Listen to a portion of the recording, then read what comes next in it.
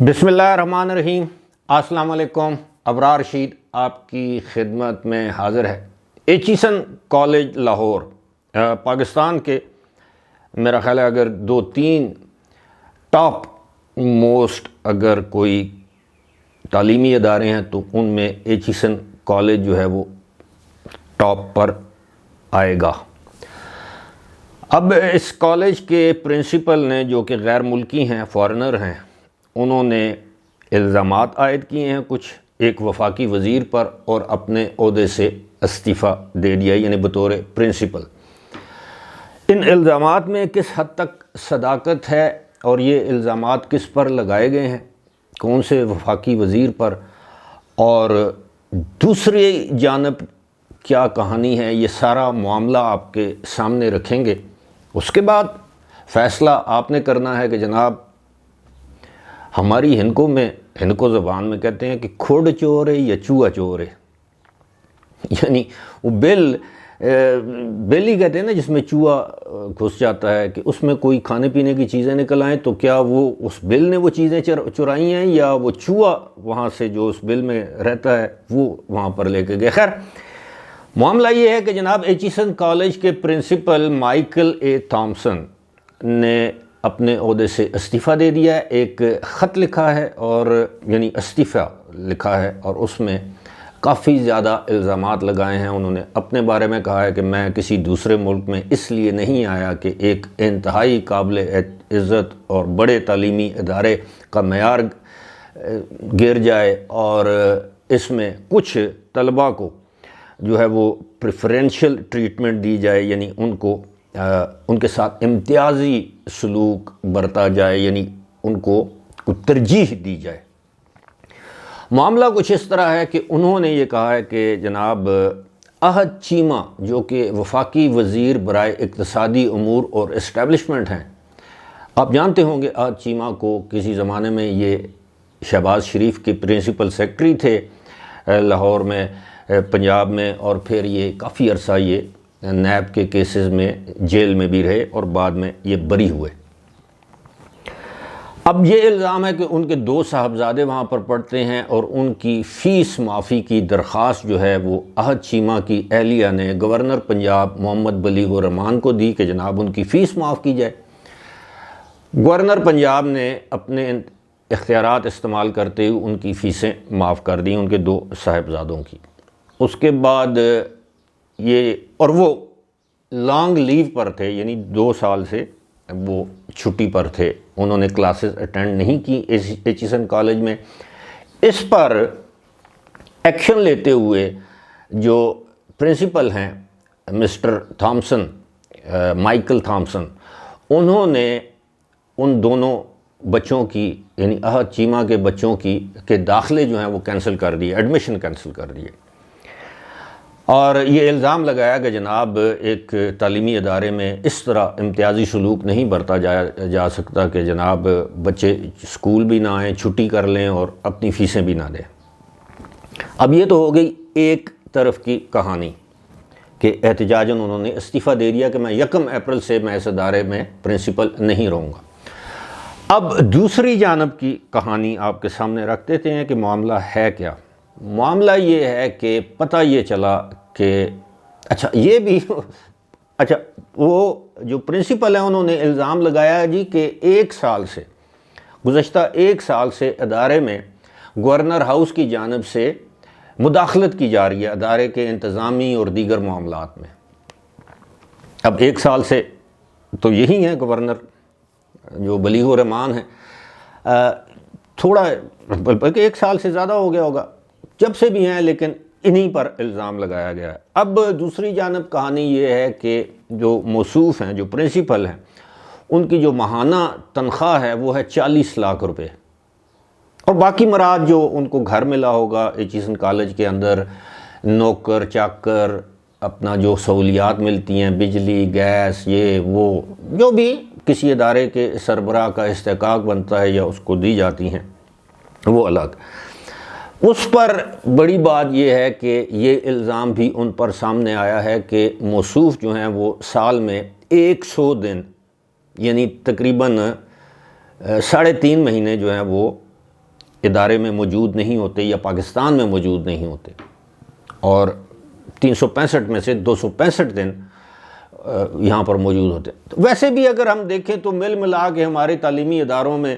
تو 3 مہینے کی تو چھٹیاں ہو جاتی ہیں، 2 مہینے کی چھٹیاں آپ گرمیوں کی لگا لیں، اس کے بعد سردیوں کی، بہار کی، عید کی، 2 عیدیں ہوتی ہیں، فلان ڈے، تو اتنا تو بن ہی جاتا ہے۔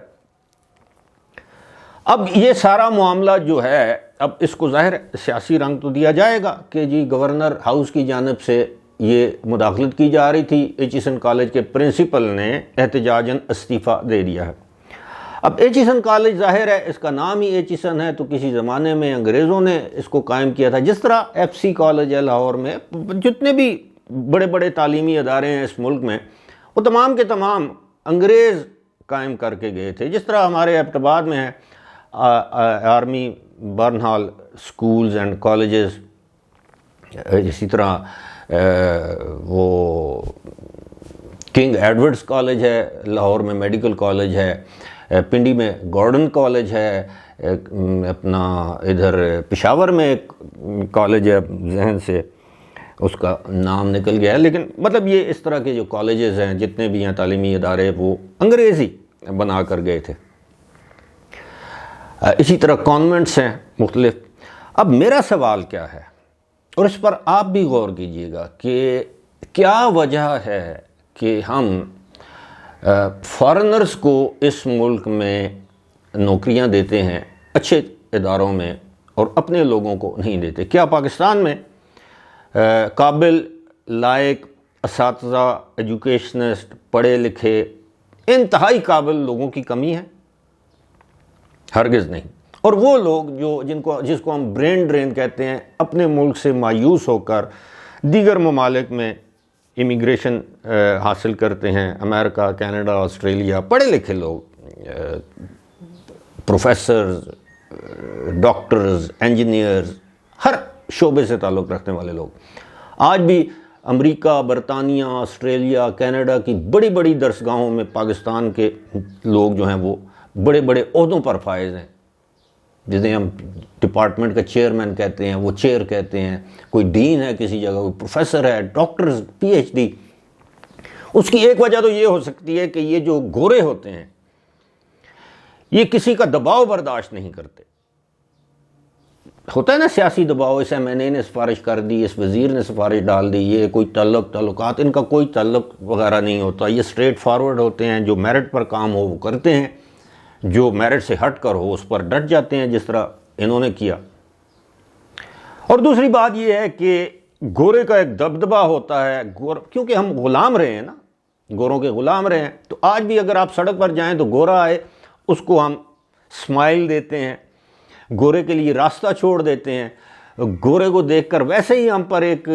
روب طاری ہو جاتا ہے، ہم اس پر نہیں، اس کا روب ہم پر طاری ہو جاتا ہے۔ میں متعدد مرتبہ، میں جس شہر میں رہتا ہوں وہ گیرزن سٹی ہے، کئی مرتبہ ہم کسی جگہ کی تصویر لے رہے ہیں تو ہمیں منع کیا گیا کہ یہ جگہ تصویر نہ لیں، اور دیکھا ہے کہ تھوڑی دیر کے بعد یا 1 گھنٹے کے بعد اسی جگہ گورا ویڈیو بنا رہا ہے، اس کو کوئی نہیں پوچھتا۔ یہ ہے تو ایک وجہ تو یہ ہو سکتی ہے کہ جی وہ گورا کسی کو خاطر میں نہیں لاتا، ہمیں خاطر میں نہیں لاتا، اور وہ اس کی مینجمنٹ، اس کا انتظام، اس کا سارا کچھ ایڈمنسٹریشن ٹھیک رہتی ہے۔ ہمارے پاکستانی ٹیچرز بھی اس کے دبدبے میں رہتے ہیں کیونکہ انگریزی میں بات کرتا ہے۔ دوسری وجہ یہ ہو سکتی ہے کہ اس ادارے کا امیج بڑھانا، کہ دیکھیں جی فارنر،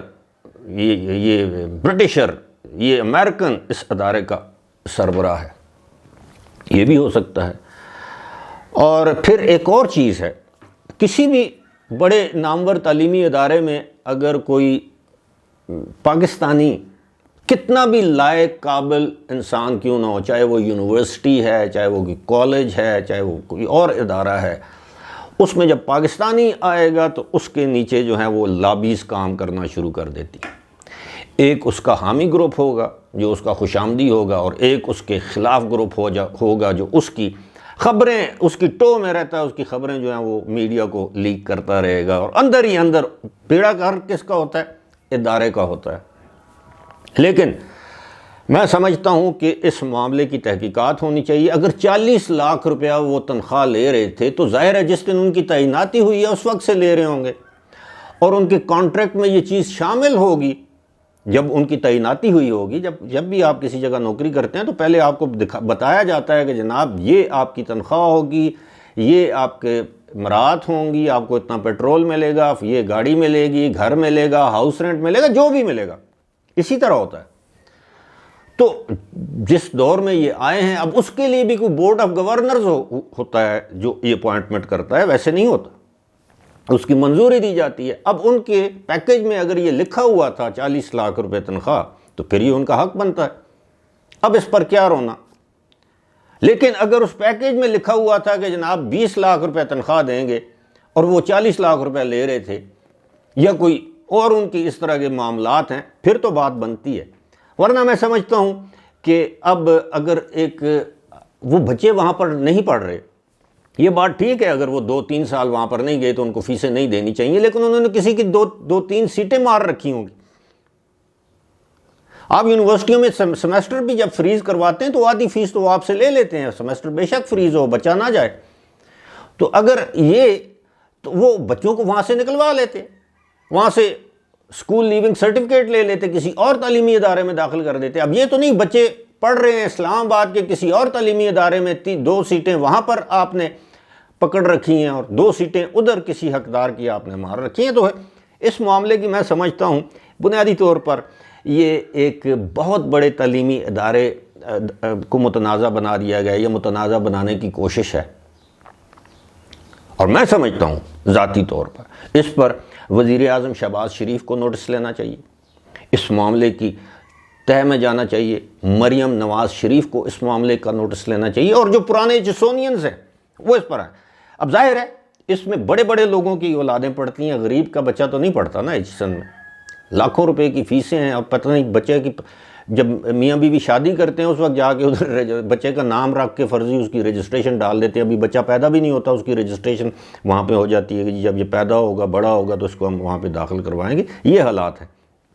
اور وہاں پر کن لوگوں کی اولاد پڑتی ہے؟ ہر دور میں عمرہ کی اولاد وہاں پر پڑتی رہی ہے۔ امیر ہونا کوئی جرم نہیں ہے، لیکن یہ پاکستان میں نظام ہی ایسا ہے کہ ایک ایچسونین کلاس ہے اور ایک ٹاٹین کلاس ہے جو ٹاٹوں پہ پڑھتے ہیں، تو مقابلہ کیسے ہوگا؟ خیر وہ اور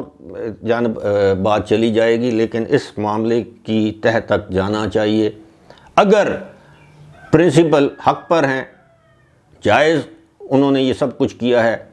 تو ان کے خلاف کوئی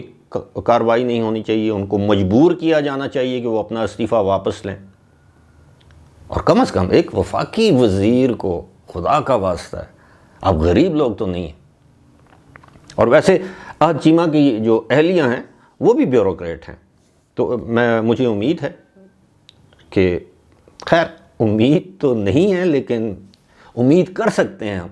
کہ وزیر اعظم اس بات کا نوٹس لیں گے، مریم نواز اس بات کا نوٹس لیں گے کہ ایک بڑے تعلیمی ادارے، جو ادارے رہ گئے ہیں، جن کی ساکھ ابھی بہتر ہے، ان کو کیوں خراب کر رہے ہیں، اور اپنے متھے یہ بدنامیاں خواہ مخواہ میں کیوں سمیٹ رہے ہیں؟ کیونکہ یہ جو ایچسن والی کلاس ہے یہ آپ کو آرام سے نہیں بیٹھنے دے گی۔ فی الحال مجھے دیجیے اجازت، خدا حافظ۔